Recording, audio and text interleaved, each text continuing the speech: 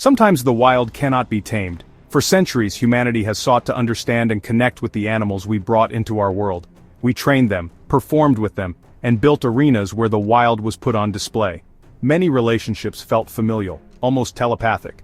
But beneath that bond, an ancient instinct remains, untamable.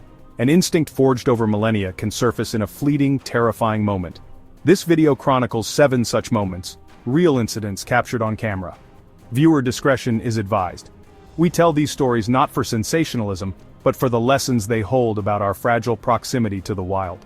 Our journey begins at SeaWorld Orlando, an arena of choreographed spectacle. Cheering crowds watched feats of power and grace performed on cue. Tilikum, a bull orca, the largest in captivity, a leviathan of the tanks. Dawn Brancho, senior trainer, beloved face of the shows. Their bond seemed profound.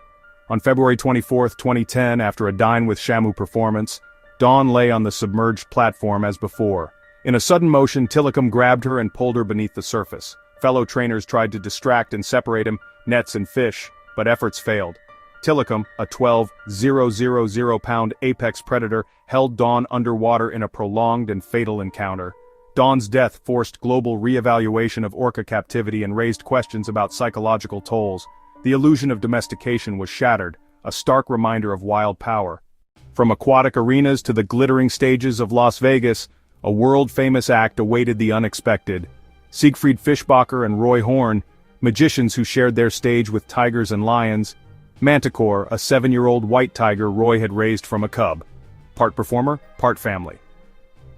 On October 3, 2003, during a sold-out show, the routine proceeded as it always had.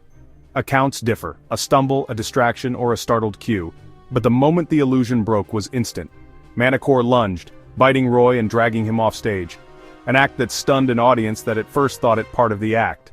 Backstage crew intervened with extinguishers and saved his life, but Roy suffered massive injuries and a stroke. The attack ended a career and changed lives, a reminder that years of trust cannot erase deep instinct. Whether aggression or misguided protection, the moment exposed the fragile line between performance and predation. The stage lights could not contain a wildness that never fully leaves the animal.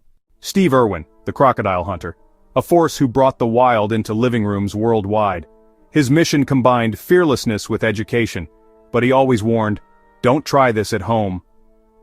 On September 4, 2006, while filming near Bat Reef, Irwin and his cameraman sought footage of a large ray. They found a massive stingray resting on the ocean floor.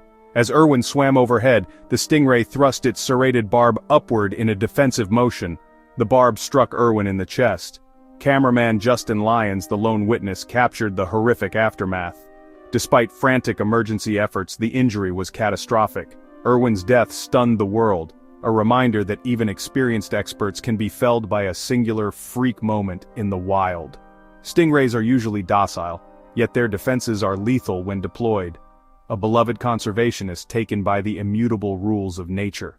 On film sets, the illusion of safety relies on precise control and expertise. Stephan Miller, a seasoned trainer, worked with Rocky, a 5-year-old grizzly raised for film. On April 22, 2008, at a training ranch east of Los Angeles, crews rehearsed a light-hearted promotional bit. A staged wrestling gag was part of the day's shoot, a routine practiced many times. Without warning, Rocky broke from his mark and lunged at Miller. Crew members reacted instantly using pepper spray and force, but the attack was fatal. The trainer, who had worked with Rocky for years, was killed, leaving questions about triggers and interpretation of behavior. No matter the conditioning, a grizzly's ancient instincts can override learned behaviors in a split second. A life spent working with predators ended by the very force those animals embody. The tragedy underscored that affection and repetition cannot erase the nature of the animal. The circus displays the fragile line between awe and danger under the big top. Aimee Darsey, 26, devoted her life to performing with big cats. During a rehearsal in Gainesville, Texas, something shifted in the dynamic. Boss attacked with sudden ferocity. A private rehearsal became a scene of primal horror. Workers pulled her free and rushed her away, but she did not survive her injuries. Her death was a stark reminder that even young devotion cannot erase the predator's nature. Circus life, repetition, close quarters, and constant pressure can create conditions where stress erupts. When conditioning fails, instincts remain, with swift, irreversible consequences. Behind every stunt is a risky relationship. Sometimes that relationship ends in tragedy. Elephants are intelligent social giants, yet captivity can test those bonds. On August 20th, 1994, a 20-year-old female elephant named Tyke snapped during a Honolulu performance. She turned on her groomer in front of thousands, then charged out of the ring into city streets. For nearly 30 minutes she rampaged through Honolulu, a terrifying public spectacle. Authorities pursued, seeking to stop her without greater harm, but options were limited. Ultimately, police fired 87 rounds. Tyke collapsed and died, a grim end to a creature far from home. Tyke's rampage exposed alleged abuse histories and became a rallying cry for animal rights. Her final act was tragic, a culmination of alleged mistreatment and a life in confinement. Tyke's story forced society to confront the ethics of using powerful animals for entertainment. Our final story moves to the reptile park, a place of prehistoric predators on display. Experienced handlers perform a dangerous dance with animals perfected over millions of years. During a live demo, a handler attempted a standard feeding routine. A minute margin separates safe and deadly. Captured on a tourist's camera, the crocodile lunged with lightning speed and absolute force. The animal executed a death roll, a predator's mechanism designed to subdue and dispatch. Staff rushed in, but the crocodile's grip is absolute. The handler had little chance. The incident exposed a catastrophic breach of trust.